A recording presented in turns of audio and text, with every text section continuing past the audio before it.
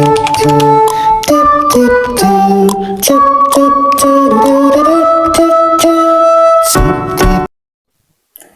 salam sejahtera bagi kita semua. Video ini adalah tugas perkuliahan salah satu topik dalam mata kuliah Teologi Sistematika yang kami pelajari bersama dengan Bapak dosen pengampu yaitu Dr. Baginda Sitompul MPDK.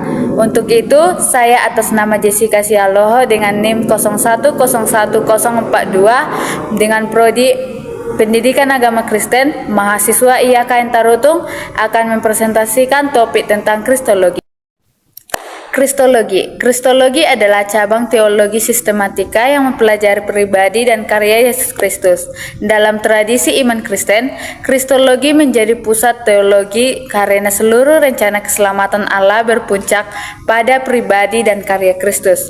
Pertanyaan yang paling mendasar dalam Kristologi adalah pertanyaan yang ditujukan Yesus sendiri, yaitu apa katamu? Siapakah aku ini? Dalam Matius 16 ayat 15. Jawaban terhadap pertanyaan ini menentukan pemahaman seseorang tentang keselamatan, gereja, dan hubungan manusia dengan Allah. Bagian A. Siapakah Yesus Kristus? Kesaksian Perjanjian Baru tentang identitas Kristus. Perjanjian Baru menyaksikan bahwa Yesus Kristus memiliki identitas yang unik.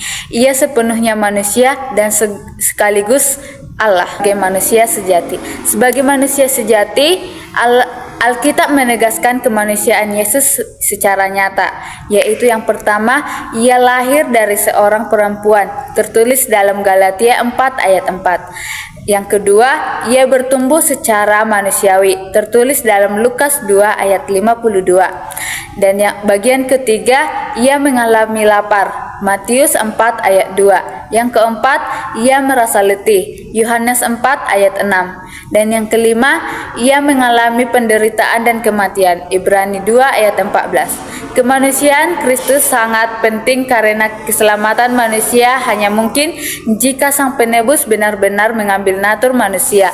Ibrani 2 ayat 17 mengatakan, ia harus disamakan dengan saudara-saudaranya dalam segala hal.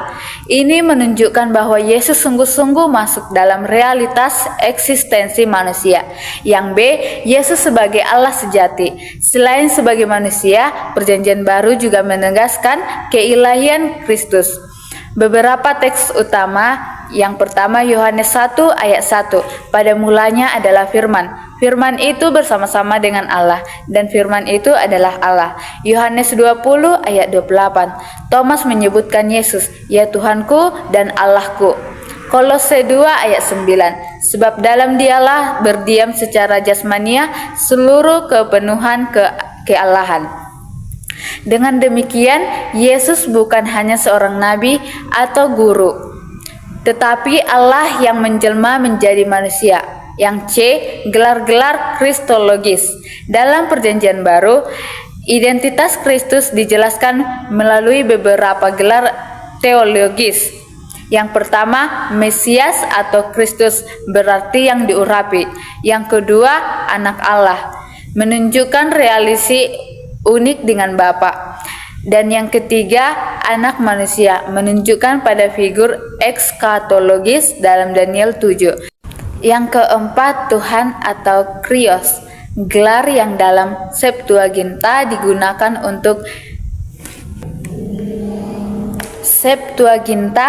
digunakan untuk Yahweh. Penggunaan gelar-gelar ini menunjukkan bahwa gereja mula-mula memahami Yesus dalam kerangka keilahian dan otoritas ilahi. Bagian B, permasalahan Kristologi.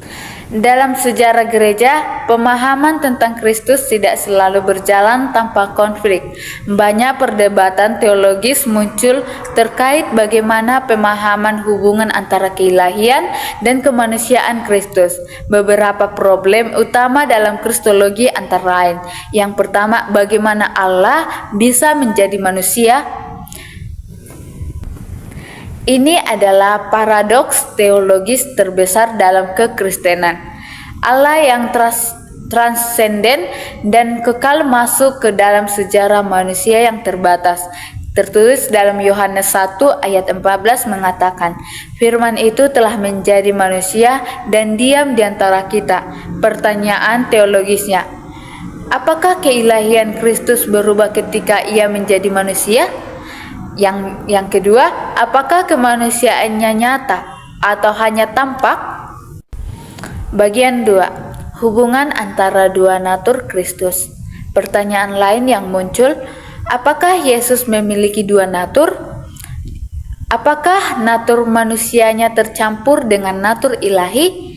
Apakah salah satu natur lebih dominan? Pertanyaan-pertanyaan ini melahirkan berbagai ajaran yang kemudian dianggap sebagai heresi atau ajaran sesat. Beberapa penyimpangan kristologi dalam sejarah gereja.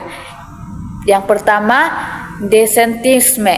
Desentisme mengajarkan bahwa Yesus hanya tampak sebagai manusia, tetapi sebenarnya ia sungguh-sungguh manusia. Masalahnya, jika Yesus tidak benar-benar manusia, maka ia tidak benar-benar mati, sehingga keselamatan manusia menjadi tidak mungkin.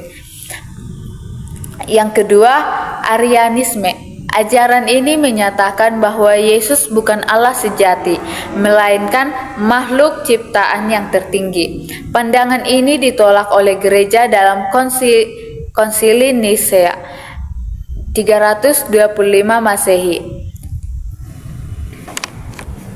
Yang ketiga, Nestorianisme. Ajaran ini memisahkan dua natur Kristus secara ekstrem sehingga tampak seperti ada dua pribadi dalam Yesus.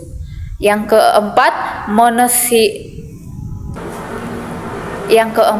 monofisitisme. Pandangan ini mengajarkan bahwa Kristus hanya memiliki satu natur, yaitu natur ilahi. Sebagai respon terhadap perdebatan tersebut, gereja merumuskan doktrin resmi dalam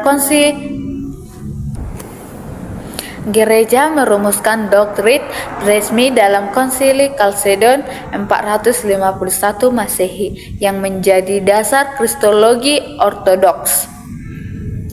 Bagian C. Dua natur Kristus. Doktrin dua natur Kristus dikenalkan sebagai Doktrin dua natur Kristus dikenal sebagai hypostatic union, yaitu persatuan hipostatik. Rumusan Kalsedon menyatakan bahwa Kristus adalah satu pribadi dengan dua natur ilahi dan manusia, tanpa campuran, tanpa perubahan, tanpa pembagian, dan tanpa pemisahan. Yang pertama, natur ilahi Kristus. 1. Natur ilahi Kristus. Sebagai natur ilahi berarti Kristus memiliki seluruh atribut Allah, yaitu yang pertama, kekekalan, yaitu tertulis dalam Yohanes 8 ayat 58. Yang kedua, kemahakuasaan, Matius 28 ayat 18. Yang ketiga, kemahatauan, yaitu tertulis dalam Yohanes 2 ayat 25. Dan yang terakhir, kemahahadiran, yaitu tertulis dalam Matius 18 ayat 20. Ini menegaskan bahwa Kristus benar-benar Allah. Yang bagian kedua, natur manusia Kristus. Sebagai natur manusia Kristus, Yesus juga memiliki natur manusia yang nyata, yaitu yang pertama tubuh manusia, jiwa manusia, emosi manusia, kehendak manusia. Contohnya, Yesus menangis, tertulis dalam Yohanes 11 ayat 35. Kemahamanusiaan ini penting karena hanya manusia yang dapat menggantikan manusia dalam karya penebusan. Bagian ketiga, persatuan dua natur. Dua natur ini bersatu dalam satu pribadi Kristus, bukan dua pribadi, bukan campuran natur, tetapi dua natur dalam satu pribadi. One person, two natures. Persatuan ini memungkinkan Kristus menjadi mediator antara Allah dan manusia. Tertulis dalam 1 Timotius 2 ayat 5. Bagian D, inkarnasi dan kenosis. Yang pertama, doktrin inkarnasi. Inkarnasi berasal dari kata Latin incarnatio, yang berarti menjadi daging. Inkarnasi adalah tindakan Allah Anak yang mengambil natur manusia tanpa kehilangan keilahiannya. Inkarnasi adalah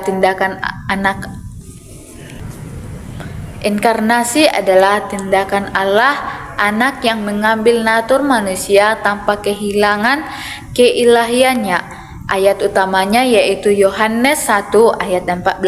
Firman itu telah menjadi manusia. Inkarnasi bukan berarti Allah berhenti menjadi Allah. Allah berubah menjadi manusia, melainkan Allah mengambil natur manusia. Dengan demikian, dalam Yesus dapat keilahian dan kemanusiaan secara bersamaan.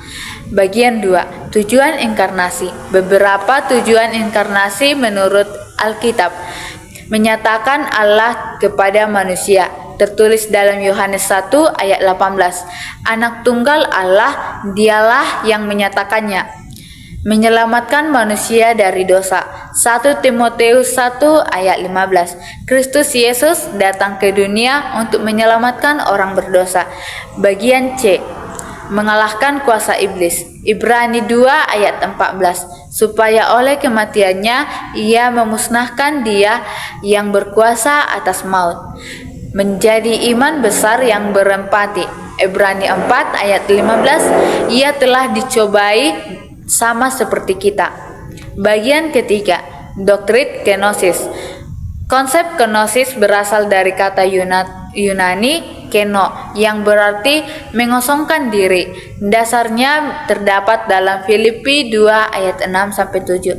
Ia yang walaupun dalam rupa Allah tidak menganggap kesetaraan dengan Allah sebagai milik yang harus dipertahankan, melainkan telah mengosongkan dirinya. Kenosis tidak berarti bahwa Kristus kehilangan keilahiannya, tetapi bahwa ia secara sukarela membatasi penggunaan hak-hak ilahinya. Ia mengambil rupa sebagai hamba, kondisi manusia, kehidupan, dan kerendahan. 4. Makna teologis kenosis. Kenosis menunjukkan beberapa hal penting. Yang bagian A, kerendahan hati Allah. Allah menyatakan diri bukan dalam kemegahan, tetapi dalam kerendahan. Bagian B, pola hidup bagi orang percaya. Filipi 2 ayat 5 menyatakan, hendaklah kamu dalam hidupmu bersama menaruh pikiran dan perasaan yang terdapat juga dalam Kristus Yesus. Bagian C, paradoks kemuliaan Allah. Dalam teologi salib, kemuliaan Allah justru dinyatakan melalui penderitaan dan pengorbanan Kristus. Demikianlah penjelasan saya terhadap topik kristologi. Semoga bermanfaat bagi kita dalam memahami kristologi secara alkitabiah dengan baik dan benar. Terima kasih.